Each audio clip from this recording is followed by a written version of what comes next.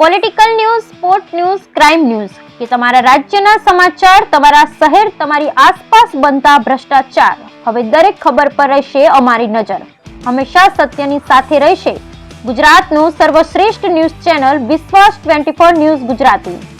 પાલનપુરમાં આજે ટ્રાફિક નિવારણ સમિતિ ધરણા પર. ટ્રાફિક નિવારણ સમિતિના જશવંતસિંહ વાઘેલા અને કૌશલ એમ જોશીએ જણાવ્યું હતું કે બાયપાસ બનવામાં બાધા બનતા પ્રશ્નોનું ત્વરિત નિરાકરણ કરવામાં આવે તે માટે પરમિશન લઈ સવારે 10 થી સાંજે 4 વાગ્યા સુધીના એક દિવસ ધરણા કાર્યક્રમ રાખ્યા છે.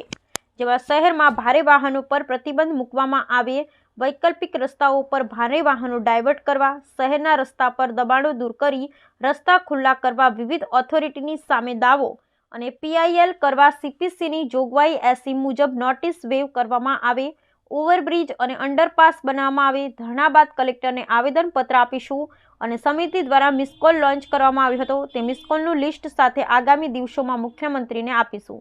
કેન્દ્રીય પરિવહન મંત્રી નીતિન ગડકરીને ટપાલ લખી રજૂઆત કરીશું. Bureau report Taufiq Singhi, Banaskantha.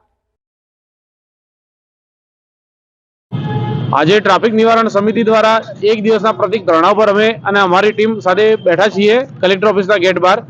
અમારી માંગણી જે 2021-22માં હતી, વર્ષ 2021-22માં, એ માંગણી બાયપાસની હતી. બાયપાસની અંદર પણ ગોકળ ગતિ કામ ચાલી રહ્યું છે. પ્લસ અમે શહેરની મધ્યમાં અંડરપાસ અને ઓવરબ્રિજ બંનેની પણ અમારી માંગણી છે જ. એ સરકાર જો ત્વરિતમાં ત્વરિત મંજૂર કરે અને એનું કામ ઝડપીથી ઝડપી ચાલુ કરે તો પાલનપુર શહેરની અંદર જે એક્સિડન્ટ અકસ્માતો જે થઈ રહ્યા છે એ ભયના વધારા લીધે જે વિદ્યાર્થીઓ ચાલી રહ્યા છે એમના મા બાપને પણ સંતોષ થાય અને સરકારશ્રીને પણ લોકોના આશીર્વાદ મળશે. જે અમે આ આંદોલન લઈને ચાલ્યા છીએ એની અંદર પાલનપુર શહેરની જનતા દ્વારા અમને ખૂબ સારો પ્રતિસાદ મળી રહ્યો છે. એની અંદર 15,000 પ્લસ અમને મિસકોલ, 1,000 પ્લસ મેસેજ આવી રહ્યા છે. અને અત્યારે અમે સોશિયલ મીડિયાના માધ્યમથી હું કહી રહ્યો છું કે અમે જે લેટરો છે માનનીય કેન્દ્રીય મિનિસ્ટર નીતિનભાઈ ગડકરી શ્રીને પણ અમે લેટરો પોસ્ટ કરી રહ્યા છીએ કે ભાઈ જે પાલનપુરનો પેચીદો પ્રશ્ન છે ટ્રાફિકનો એ ઝડપીમાં ઝડપી ઉકેલ આવે અને એનો સુખદ અંત આવે એવી સરકારશ્રીને અમારી નમ્ર વિનંતી છે.